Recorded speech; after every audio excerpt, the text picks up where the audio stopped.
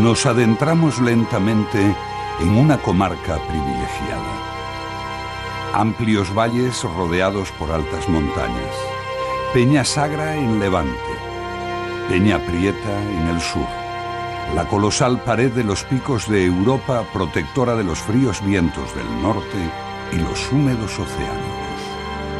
Parece como si las nubes se detuvieran y descargaran en las altas cumbres, y en el centro de la comarca dejaran delicadas y beneficiosas lluvias.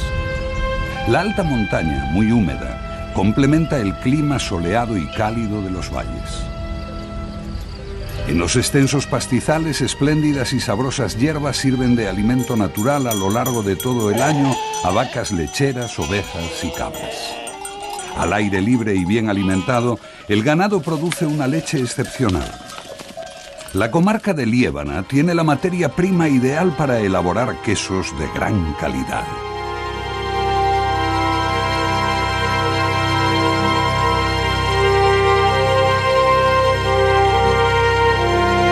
Iniciamos nuestro viaje dedicado a conocer los quesos de Cantabria, centrándonos en la comarca de Liébana. Por la variedad de sus quesos merece un capítulo aparte. Seguiremos la cadena de calidad desde el ganado al producto elaborado, conociendo in situ la materia prima. Iremos indagando en las raíces de la tradición y visitaremos a los queseros artesanos que han recuperado alguna variedad de queso, como el de Pido, en vías de desaparición. A partir del siglo X ya se tiene referencia concreta de que el queso se utilizaba al menos como objeto de trueque y de pago de tributos. En el siglo XV se establecen las ordenanzas que regulan el aprovechamiento comunal de prados y pastos. Cada pastor elaboraba su quesuco siguiendo el método tradicional, pero introduciendo alguna forma peculiar. Conoceremos ese carácter de autor que los artesanos siguen imprimiendo a sus quesucos. Descubriremos la dureza de la vida cotidiana del pastoreo estival y el ahumado del quesuco en los puertos de Áliva.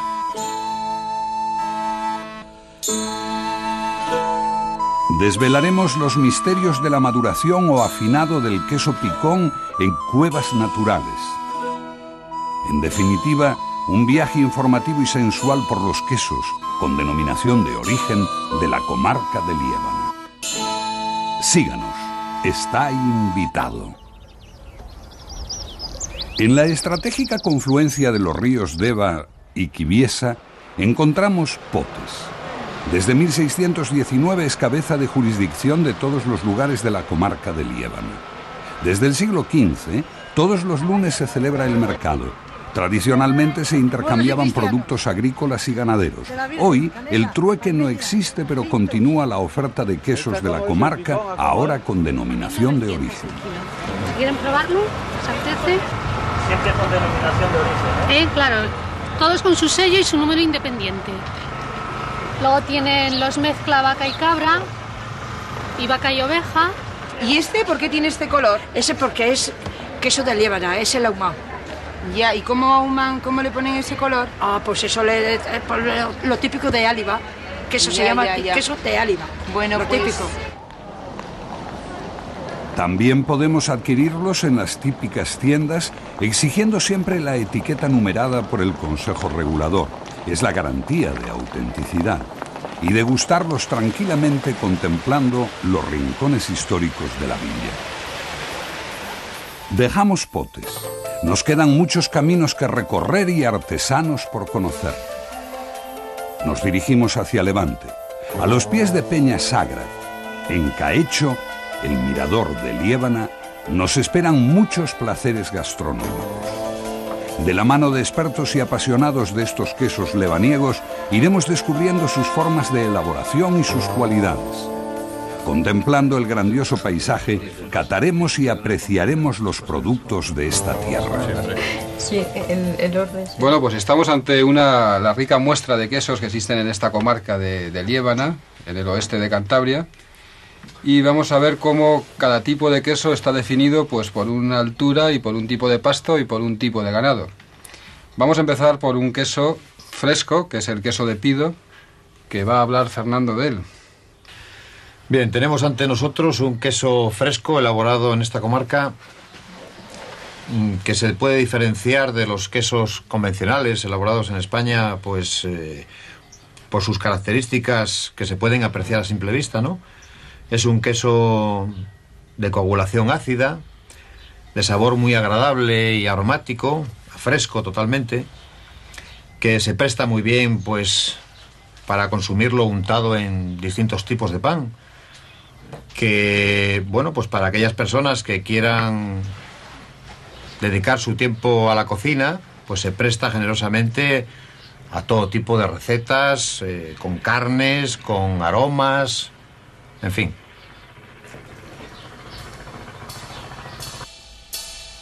Atraídos por tan delicado y original aspecto, investigamos en primer lugar su procedencia. Pido es una pequeña aldea cercana a Espinama, en el valle de Camaleño. Allí hasta hace poco una artesana elaboraba este singular queso fresco.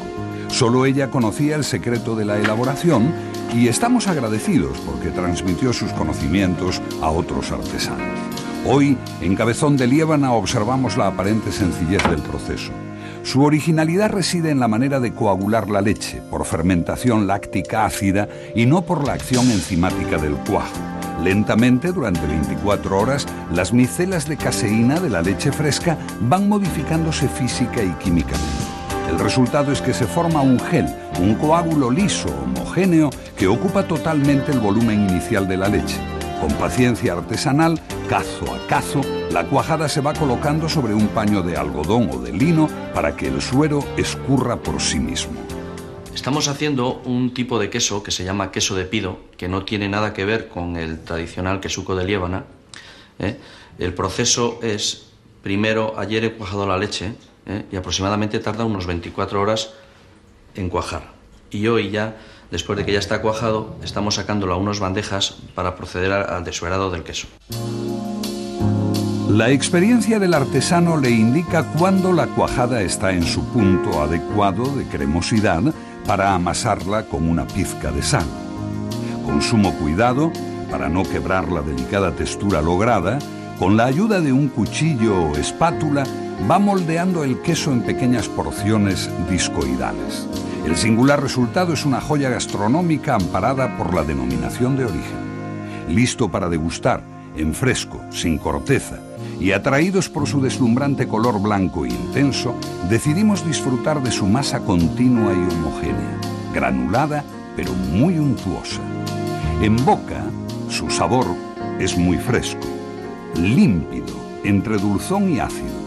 Predomina su aroma láctico, mantecoso, muy cremoso y pleno al paladar. Una delicia escondida en estos valles de Liébana. Merece la pena su búsqueda. Satisfechos de sensaciones gastronómicas, decidimos recrearnos con los grandiosos paisajes que encontramos en el viaje y que conservan su belleza salvaje. Respetando el equilibrio, todavía vacas, cabras y ovejas continúan siendo las reinas de prados y pastos. Con su leche, los queseros artesanos elaboran los tradicionales y preciados quesucos. Pero lo artesanal ahora cumple con todas las normas higiénico-sanitarias europeas. Las ollas y las cántaras de leche no entran en la quesería, se descargan fuera, se filtran y vierten en un tanque externo. La leche del ganado se pasteuriza a 73 grados durante 15 minutos y se enfría. Se asegura así la desaparición de cualquier germen patógeno. El maestro quesero controla y apunta las observaciones de las pautas de fabricación diaria, pero la temperatura de pasteurización ha eliminado también algunas bacterias lácticas necesarias. Por eso, antes de añadir el cuajo, se enriquece la leche con fermentos seleccionados. Los fermentos añadidos serán los responsables de la textura, el sabor y la acidez. Enzimas del cuajo, a temperatura adecuada, actúan sobre la caseína de la leche modificándola física y químicamente. La coagulación se aprecia a simple vista cortando el gel con un cuchillo. Se ha producido un gran cambio biológico. Las proteínas de la leche, caseínas, se han coagulado y el suero se va separando del coágulo. Ahora, el objetivo es separar el acto suero de la cuajada, imprescindible para hacer el queso. Con la lira se van realizando cortes verticales y horizontales. La superficie de exudación aumenta y los dados de cuajada poco a poco se van desuerando. Se pretende conseguir unos granos de cuajada del tamaño de un guisante, apenas sin suero, para que el queso admita una larga maduración. La experiencia y los sentidos son fundamentales para controlar el proceso, pero sobre todo el tacto. Quizá la mujer tiene mejores cualidades para hacer el queso. En el molde, los granos de cuajada siguen desuerando por escurrido. La temperatura debe ser de 32 grados para que las bacterias vayan transformando el azúcar de la leche, la lactosa, en ácido láctico. Bueno, pues este es el tipo de grano que hacemos, tamaño guisante aproximadamente, más bien desuerado, y que, como veis, pues está moldeando de una manera que se llama de autoescurrido, ¿no? Ahora le damos un pequeño retoque para igualar los moldes y después procederemos al volteo. En Liébana, en pequeñas producciones, se sala a mano. Esta quesería artesana elabora 500 quesucos diarios y sala en un baño de salmuera. La sal se difunde en la pasta y el suero continúa saliendo de la cuajada, pasando a la salmuera. Los quesucos en la sala de maduración, con alta humedad, van sufriendo los cambios bioquímicos del afinado. Durante 2 meses, las grasas y las proteínas se transforman. Se modifica la textura, se forman los cuerpos aromáticos y sápidos. Esta familia de quesos es muy numerosa y se encuentra toda ella a veces cubierta de moho, el cual no es ningún inconveniente, puesto que él interviene también en la maduración del queso y, por otra parte, es la garantía de que no se ha usado ningún aditivo para conservar esta corteza. Vamos a calar ahora uno en que veremos las principales características. Corrientemente, cuando los golpeamos, notamos que es una pasta firme y sin ojos. Y luego, al calarlos, podemos ya observar las características de ellos, que son muy diferentes según las clases de leches. Pues se hace tanto con la leche de la vaca, como de la oveja, como de la cabra, o bien del ganado que hay en la propia explotación. Aquí podemos mirar si las pastas estas son largas o son cortas, según la textura que vemos al abrir la cala que hemos obtenido. Convencidos de que la mejor forma de conocer las características de los diversos quesucos es asistir a su elaboración y sonsacar sus trucos al artesano, nos acercamos a Varo. Aquí, un matrimonio se reparte las tareas de todo el proceso de producción de queso. El marido, como ganadero, cuida del ganado, de su alimentación y del control de calidad de la leche. La mujer quesera artesana elabora con mimo el producto. El objetivo del ganadero es la obtención de una leche de calidad controlada y con unas cualidades homogéneas a lo largo del año.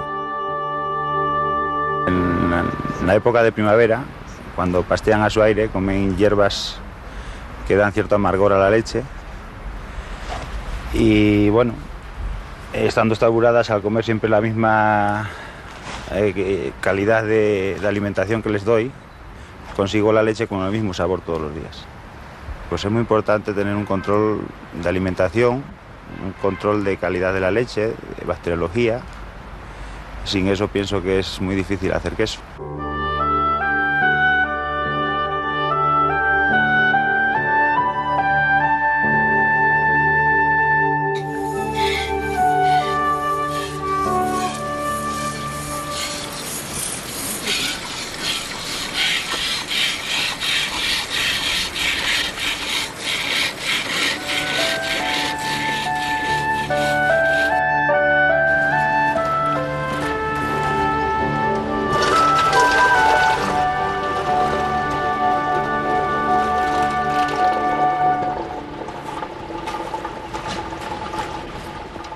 Ganadero y quesera llevan cada mañana la materia prima necesaria. En el depósito exterior la filtran, ya está preparada para pasteurizar. Aunque son producciones pequeñas y artesanas, cumplen con todos los requisitos higiénico-sanitarios europeos.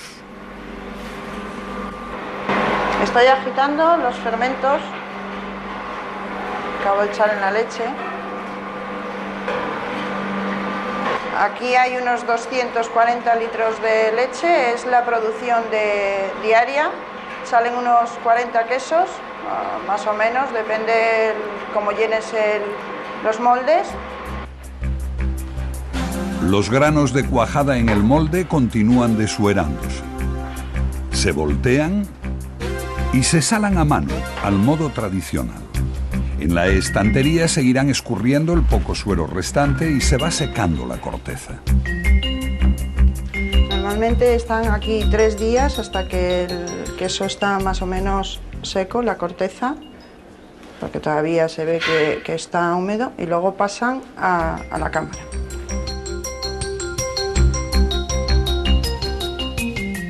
Pues a mí el queso me gusta más bien duro, con 20 días, un mes de curación. La mezcla de la leche que sea pues, de un 30% de cabra, que tenga una textura el queso, que tenga un corte limpio y con un sabor de cabra, pues sin ser un sabor muy fuerte de cabra, que sea un sabor suave. No hay duda, cada artesano elabora un quesuco de autor con algunas cualidades diferenciadoras. Merece la pena continuar el viaje. Nos dirigimos a Tanarrio. Allí nos esperan otros artesanos. Están deseosos de que valoremos su producto. Aprovechamos su hospitalidad, abrimos su obra de arte y degustamos las aromáticas lonchas del quesuco ahumado. Mientras, comentan. Exclusivamente hacer queso, de eso vivimos. No tenemos más entradas en la casa que lo del queso. Yo le ayudo en los animales y luego cuando hay que llevar el queso, pues se lo llevo también. Por supuesto, hay que sacarles una foto ahí a las vacas y las cabras todas juntas. Y a los cuidadores, claro. Las cabras son de la jefa, son aquí de la jefa las cabras. Seguimos a la pareja de artesanos. Con la seguridad de que con sus testimonios de primera mano descubriremos los misterios de los quesucos ahumados al estilo de Áliva. Los puertos de Áliva son una histórica zona de pastoreo de alta montaña. Antaño, los pastores del Valle de Camaleño, con familias en seres ganado, pasaban allí los veranos. Conozcamos la historia por un testigo directo en las faldas de Peña Cortés. Cuando éramos niños íbamos caminando por una senda por ahí para arriba, ahí a pegar la peña con los burros. Íbamos a la majá, donde hacíamos el queso ahumado, y ahí nos tirábamos, pues, yo iba con un difunto mi padre, y ahí nos tirábamos 2 o 3 meses. Vamos, yo iba de excursión más que de trabajo, porque de aquella todavía era un chaval, pero vamos, ya después ya fui a hacer yo queso también. Y ahí pasábamos por detrás, por el colleu aquel, y ya pasando el colleu es Áliva, y subíamos por donde está toda la nieve, había una senda y por ahí subían los burros, con la comida para nosotros estábamos a las majás, y a buscar queso los sábados, todos los sábados subían. Subían el sábado, dormían allá, bajaban el domingo, y pues así nos íbamos allí desde el mes de junio, julio y agosto y mitad de septiembre. De pasar mucho frío, y esos son los mejores recuerdos. Y trabajar bastante. Trabajábamos mucho porque hay una temperatura muy baja ahí. Y a las mañanas te levantabas y bueno, ahí no parabas quieto porque temblabas como...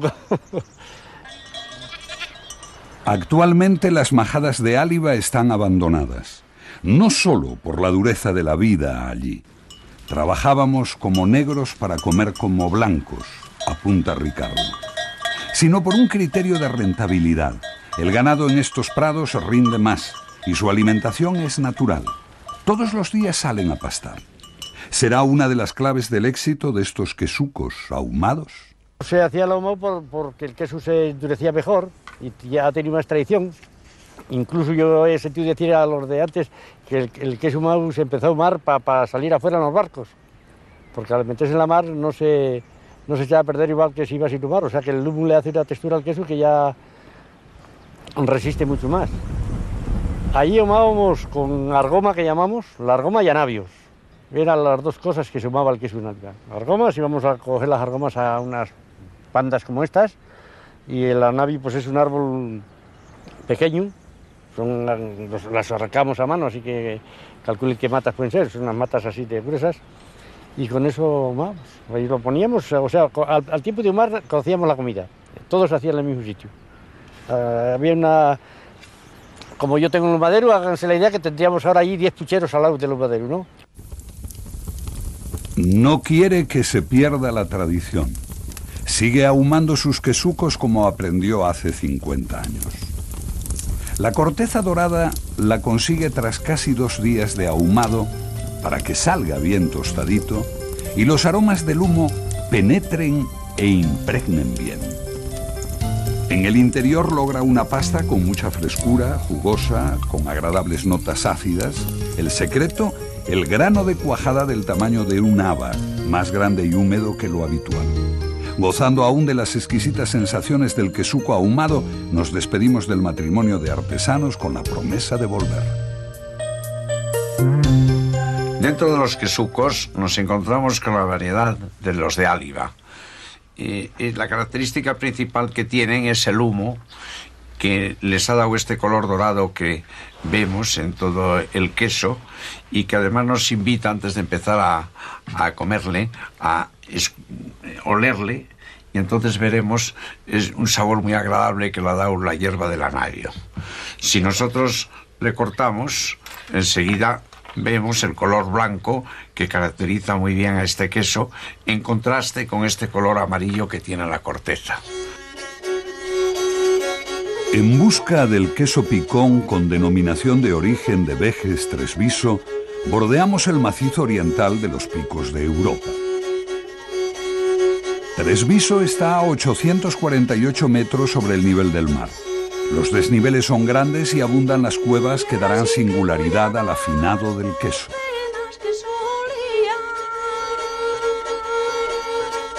A vista de pájaro, Vejes.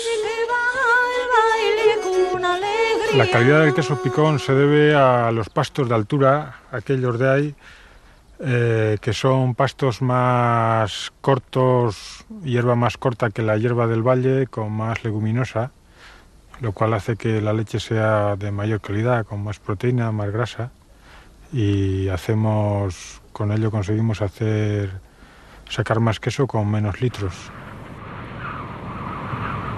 Tresviso está a 900 metros y es una zona muy húmeda. Esto hace que el penicillium se desarrolle de forma natural pues en las cuevas y allí es donde metemos los quesos a madurar y hace que salga.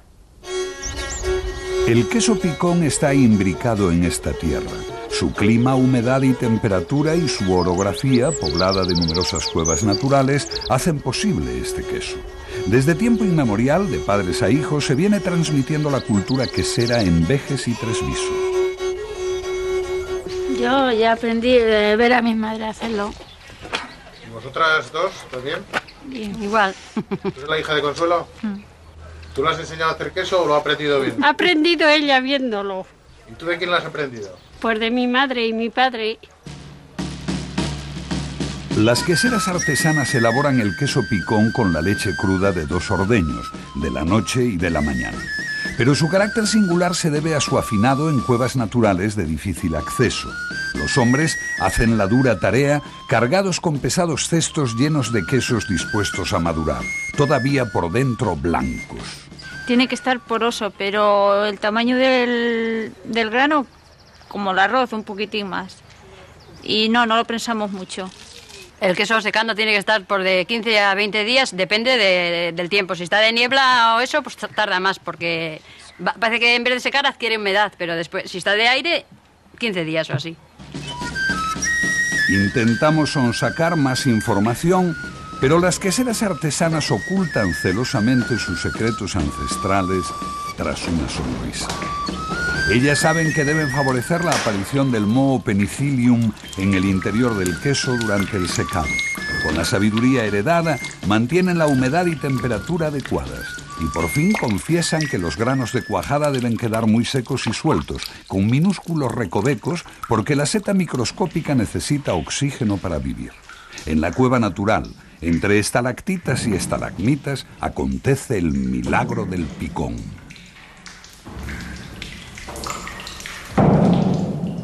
Cogeríamos este al azar, y este tiene aproximadamente un mes, 45 días. Pegamos una cata igual. Y aquí ya vemos cómo el proceso del Penicillium ya está funcionando, ¿eh? La cueva está aportando que se desarrolle. También es muy importante que no todo depende de la cueva, sino de que haya tenido un buen secado en la fase anterior, que era la que estaba en los oreos en casa, ¿eh? Y vemos cómo la cueva sigue trabajando en él. El Penicillium roqueforti se va desarrollando y extendiéndose en el interior del queso, transformando la materia grasa y las proteínas. Cambia la textura y aparecen los aromas y sabores característicos. En la viscosa superficie se desarrolla la Brevibacterium linens. Su acción sobre las proteínas influye en el aroma y en la cremosidad de la pasta.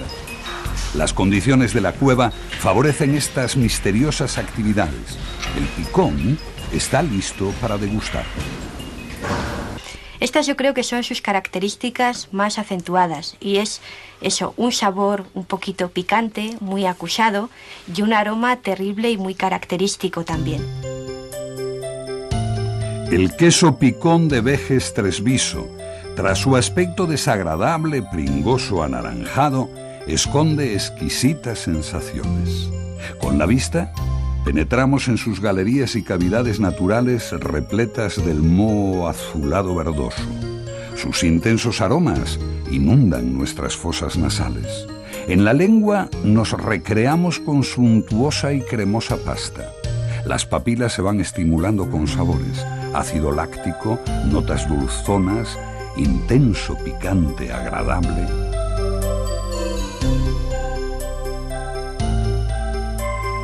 Nos invaden los recuerdos de este viaje sensual por los quesos de Liébana, extasiados con la salvaje naturaleza, enriquecidos con las vivencias de sus gentes hospitalarias, seducidos por el cúmulo de nuevas sensaciones, gozamos con las texturas, aromas y sabores.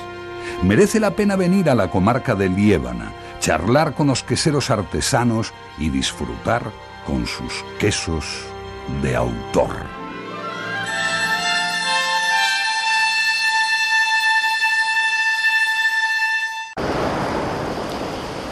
Inmersos en la naturaleza salvaje, impregnados por sus intensos perfumes, deslumbrados por su belleza, excitados por su estruendo, sintiendo y viviendo el bosque. Estamos preparados para penetrar en el fascinante mundo de los hongos, sus formas insólitas, el resplandor de sus coloridos, agudizan nuestra curiosidad por desvelar sus misterios y gozar de sus fragancias, masticar sus suculentas carnes, disfrutar sus mórbidas texturas.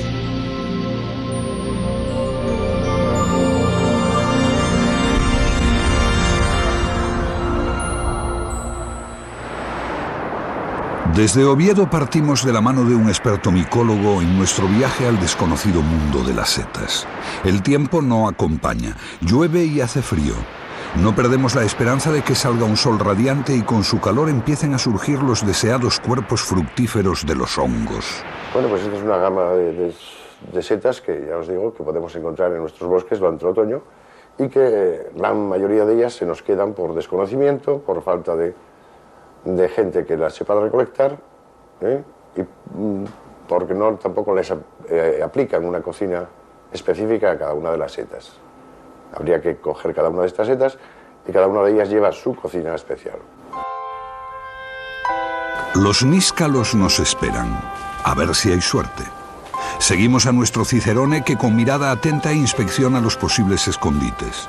Con su bastón remueve la pinocha seca que alfombra la tierra, intentando descubrir el característico color anaranjado del níscalo o robellón. Estamos buscando los níscalos, robellones. Estos se suelen dar en las zonas borderas de los bosques de pino, casi siempre bajo el brezo, bajo este tipo de arbusto, y cubiertos con la pinocha del pino. Debemos llevar siempre un bastón, un palo para remover el pino, y se encuentra ya, como os digo, en la parte... Mira, precisamente aquí encontramos dos lactarius. Vamos a verles. Una navaja.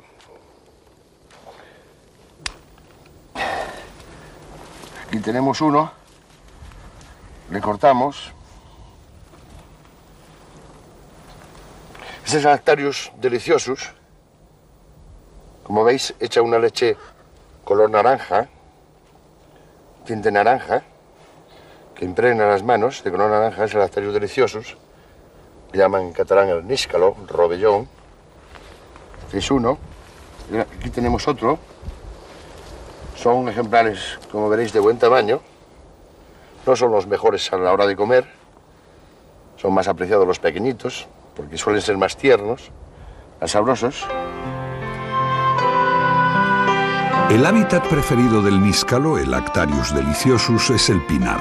Protegidos por la pinocha, las secas hojas del pino van creciendo hasta su madurez. Entonces el sombrero toma forma de embudo. Su pigmentación anaranjada recubre todo su cuerpo. Sombrero, láminas y pies se tiñen del atractivo color y con algunas manchas verdosas. El níscalo segrega una leche aromática y de sabor dulce que tiñe los dedos de color naranja.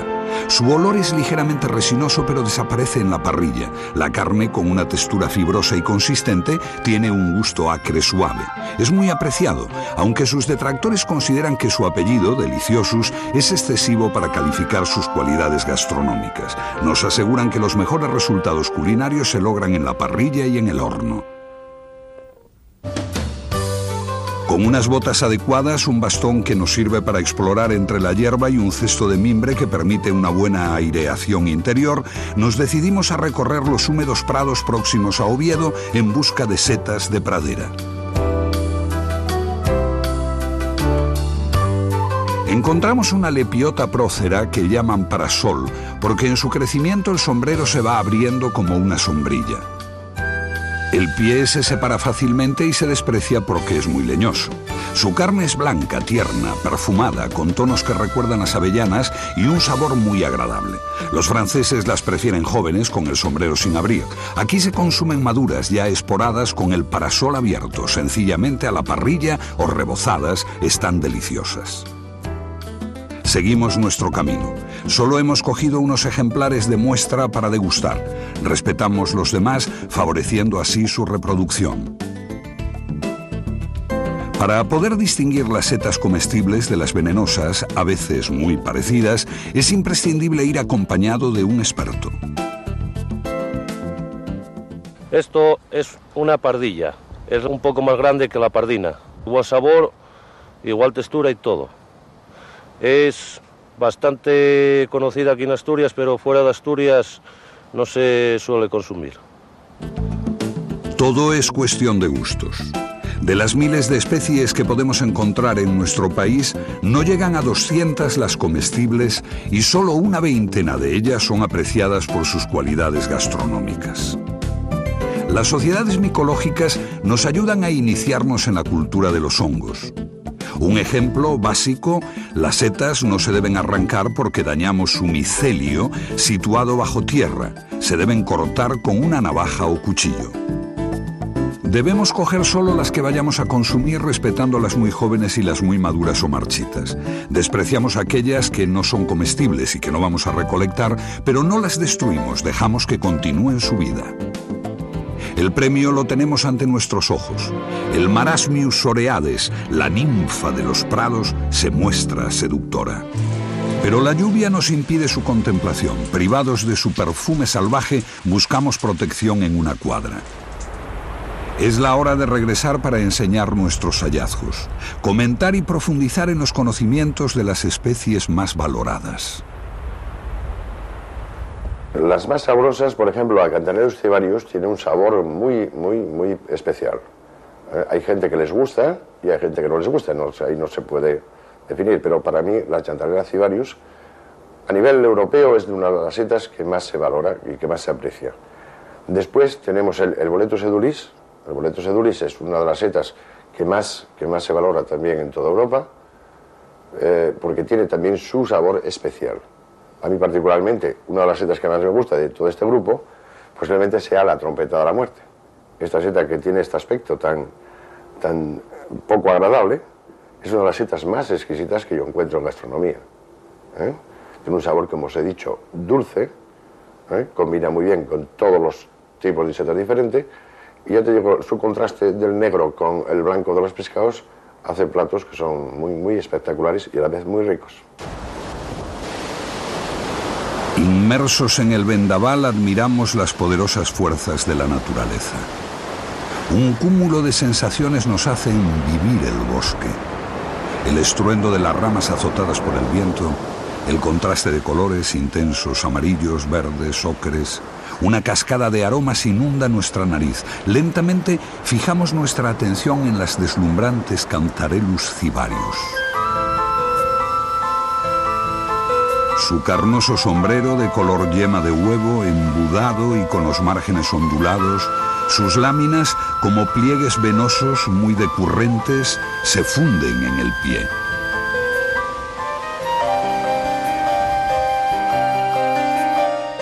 Exploramos con sumo cuidado para no dañarlas.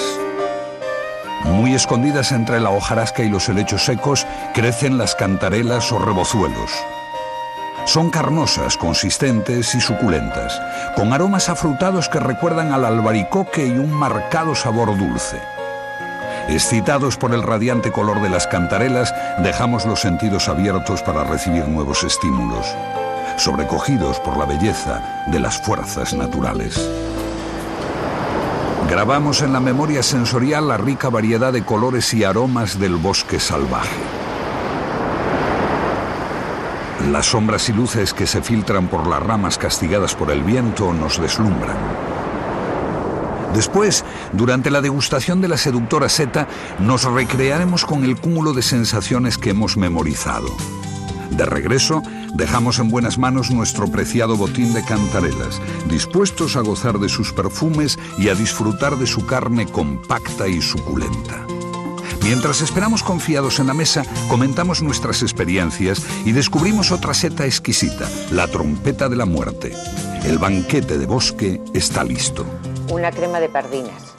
La pardina es una seta que es agridulce, tiene un sabor muy especial para las cremas. Entonces, con una bechamel muy simple y un salteado de setas, mezclándolo todo y dejándolo cocer un poquito, le hemos sacado una crema de pardinas.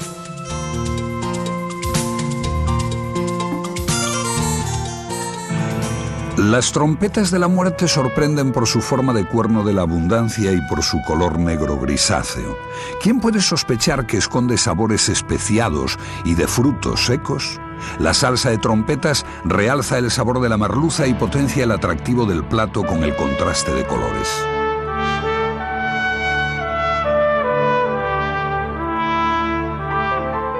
Las cantarelas salteadas mantienen su intenso sabor dulce y ligeramente ácido.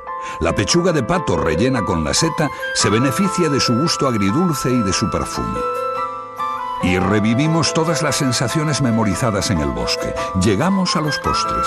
Con los boletus, aprovechando su textura, hemos hecho una tarta. Lo especial de esta tarta es que los boletus van confitados.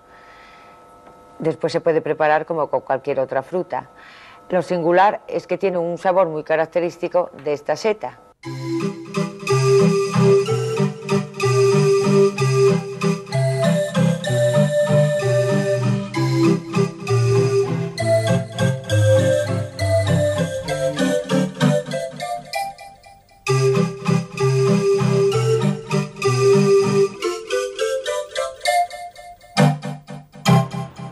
Continuamos nuestro viaje por tierras de León. El clima es más otoñal. Salimos al campo con los primeros rayos solares. Nos recreamos con el colorido de los montes. A veces la niebla nos acompaña casi hasta el mediodía.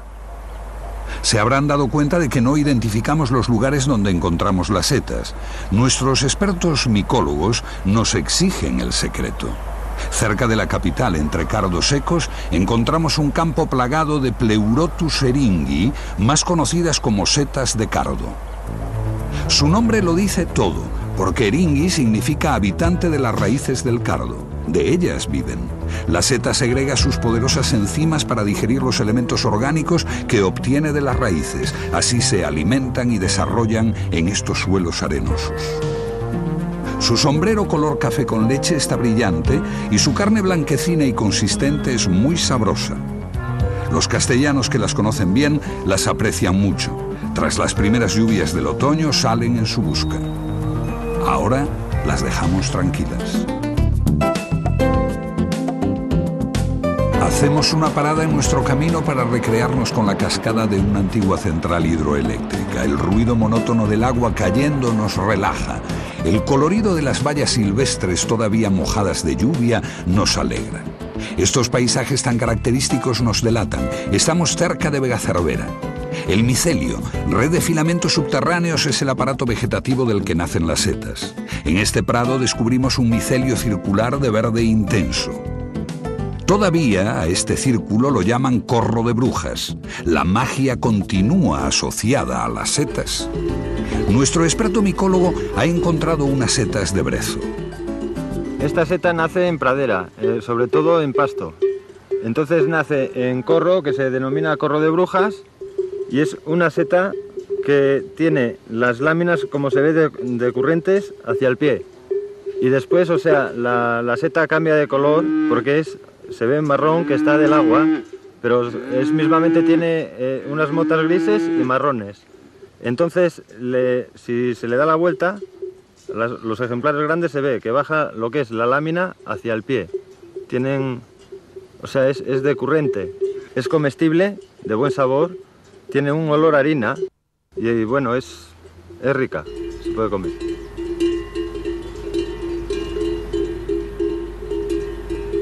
Vemos un corro de seta pie azul. Sale la seta, como se ve, salen unos bultos y son las setas que están naciendo. Esta seta es algo fuerte, entonces el corro se ve que es bastante grande, es un círculo casi perfecto que se denomina corro de brujas. Las setas están entre la hierba algunas, otras fuera. La lepista o tricoloma nuda, conocida comúnmente como pie azul, crece en corros circulares. El color del sombrero suele ser marrón. Escondido bajo la hierba, no hace sospechar el sorprendente colorido de las láminas y del pie. Las láminas apretadas son decurrentes, es decir, terminan en el pie robusto y fibroso. A la delicada belleza de sus formas y de su colorido le corresponde una carne blanca violácea, tierna, húmeda, de sabor dulce y que presenta un olor ligeramente anisado. De nuevo nos encontramos con la deliciosa y delicada ninfa de los prados, Marasmius oreades. Esto es seta marasmium, Marasmius oreades. Se le conoce seta de corro, senderina, senderuela, y nace en corro, pero no es el corro completo, sino es un corro en forma de herradura, se corta, al final suele cortarse, nunca está unido. Y esta seta sale en primavera y en otoño. Si nos fijamos, al cortarla se nota que el pie es duro, al cortar mismamente es duro. Las láminas o sea, no van pegadas, son adnatas que se llamaban y no son decurrentes.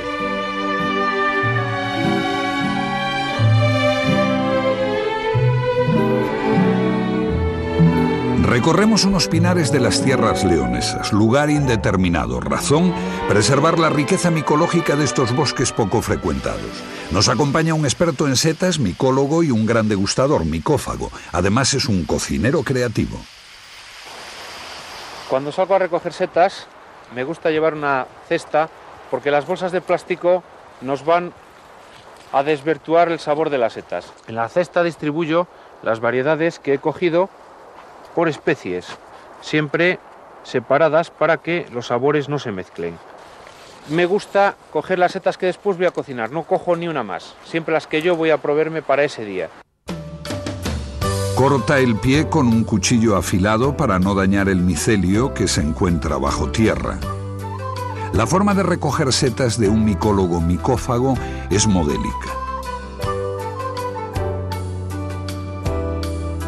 Nos enseña las dos versiones de una misma seta, una más pasada que la otra. Tal vez la más vieja no debí cortarla, nos comenta.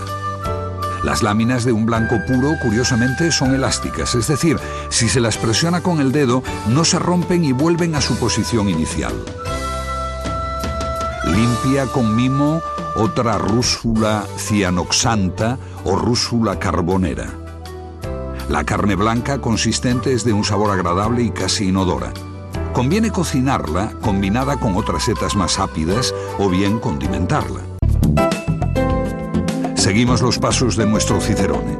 El paseo nos permite gozar del bosque buscando setas, pero también identificando olores de maleza y de brezo. Los aromas de humedad de la hojarasca y del musgo. Todo un ejercicio y entrenamiento de los sentidos.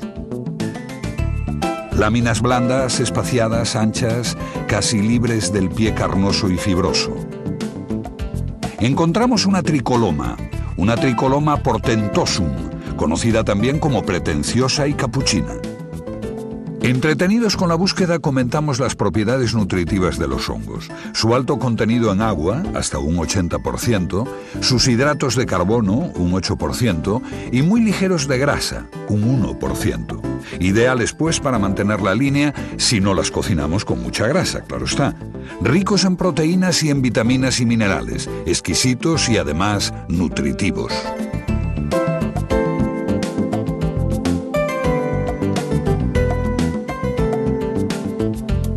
Nuestro guía limpia cuidadosamente las tricolomas con los dedos, quitando el musgo y la broza que las ensucia.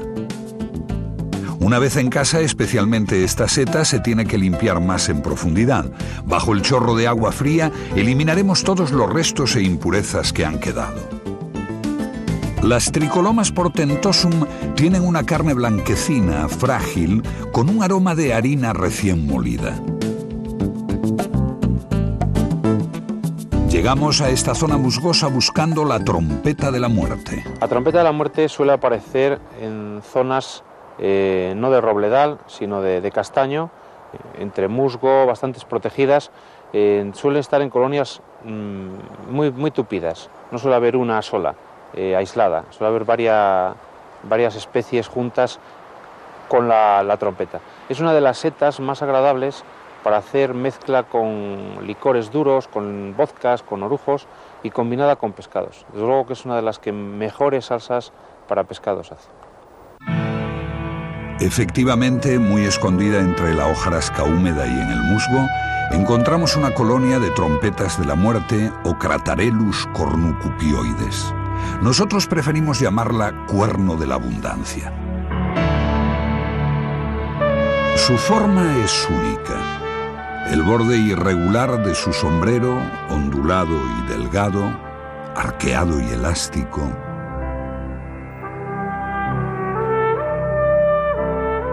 Con especial cuidado para no dañarlas, vamos cortando lentamente las trompetas.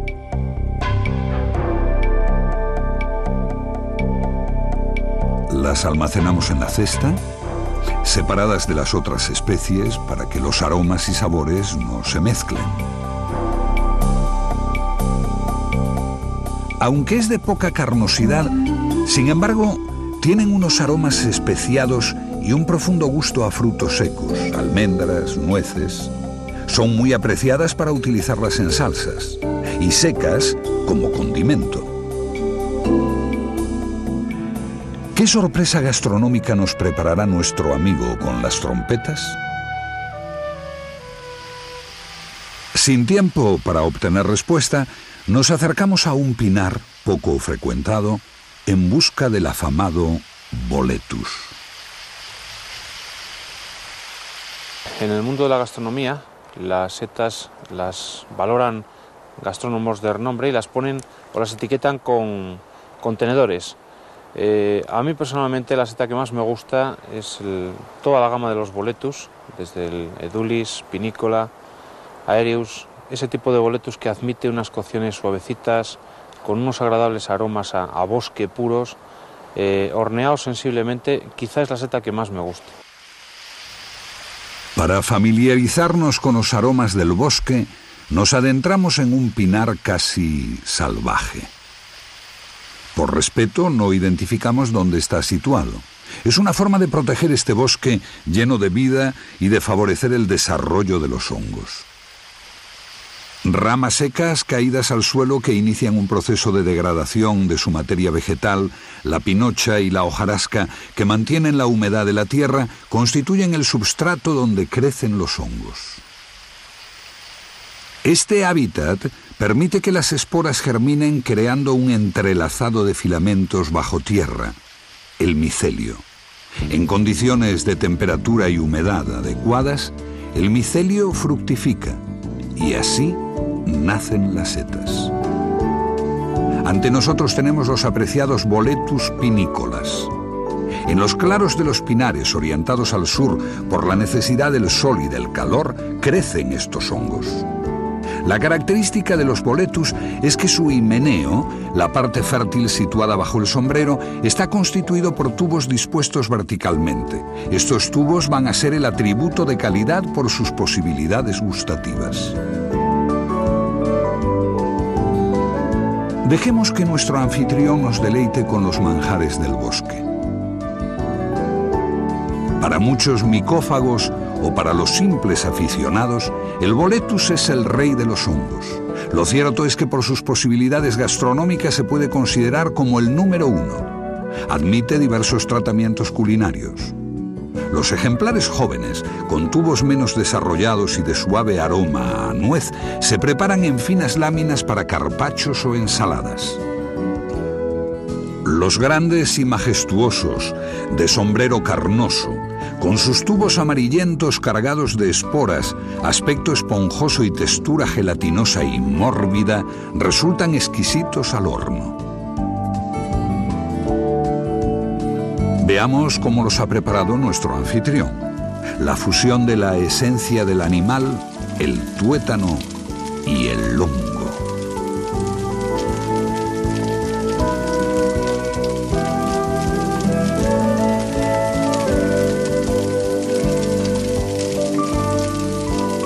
El aroma que nos deja, la penetración que nos entra por la nariz, que a la vez después a la hora de comer nuestras papilas gustativas van a despertar, sacando esos sabores puros, como es el aroma que tiene de campo, de bravo, el hongo que nos está dando esos aromas a pinares, con la mezcla interior de ese animal. La esencia de ese animal se encuentra ahí en esa médula. Nos está dando todo el interior de ese animal con la mezcla de monte y nos está haciendo una salsa increíble. El suave y lento guiso resulta ser una sinfonía de texturas. El consistente y carnoso sombrero se yuxtapone a la morbidez y gelatinosa sensación de las esporas, y la fusión de la esencia del mundo animal, la médula, y del vegetal, la seta, nos produce un doble goce, el placer carnal y, por la simbólica unión, el intelectual. Del joven boletus obtenemos también satisfacción plena. En finas láminas, para que su aroma a nuez se perciba mejor, lo añadimos a la ensalada. Escarola, nueces, mollejas de pato y una vinagreta de frambuesa para trabar bien los sabores suaves.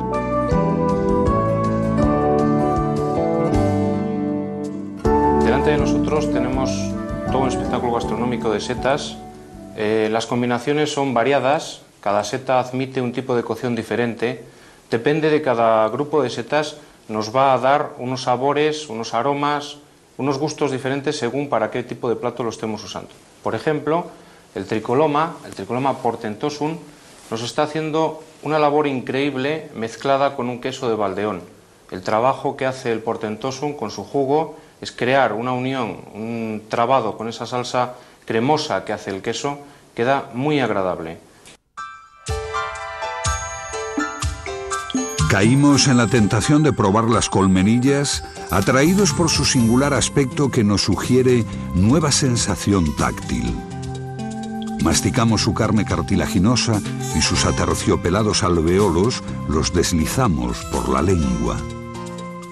Nada mejor que el salteado con gambas para redondear el placer de los sentidos, el contraste del bosque y el mar.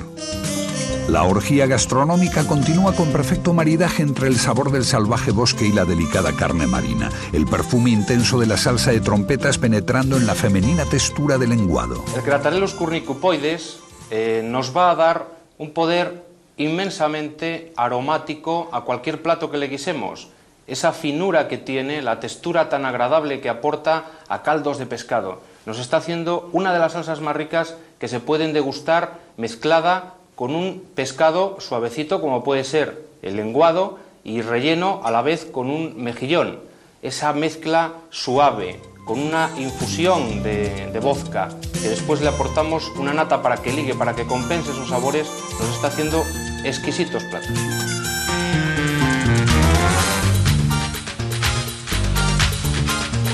Llegamos a la Chanterellus cibarius, esa seta que a todos los recogedores de seta nos gusta encontrar en el campo por la provocación que tiene su amarillo con el contraste de lo verde, pero sobre todo a la hora de cocinar que nos vale para cualquier tipo de plato. Todos, admite cualquier cocción, suave, fuerte, más densa, pero sobre todo en postres. Los postres, esos postres que las manos expertas de los reposteros nos hacen maravillas después de comer. Una de ellas, la confitura que tenemos con la seta, solamente cocida con azúcar y con algún aromático, con alguna menta, con algo que le provoque también un ligero aroma. Y después, en pastel o en pudding, mezclada con una castaña, de las de León, que son las mejores, tenemos una mezcla increíble, cocido al horno, y encima le estamos aportando una baya silvestre, como son las moras, en un culís, pues vaya mezcla, es increíble, ideal. Fascinantes alimentos. Estimulados por sus insólitas formas y colores, seducidos por sus fragancias del bosque, enamorados de sus voluptuosas carnes, el placer nos estimula a iniciar un apasionado interés por los hongos y a respetar y a vivir la naturaleza.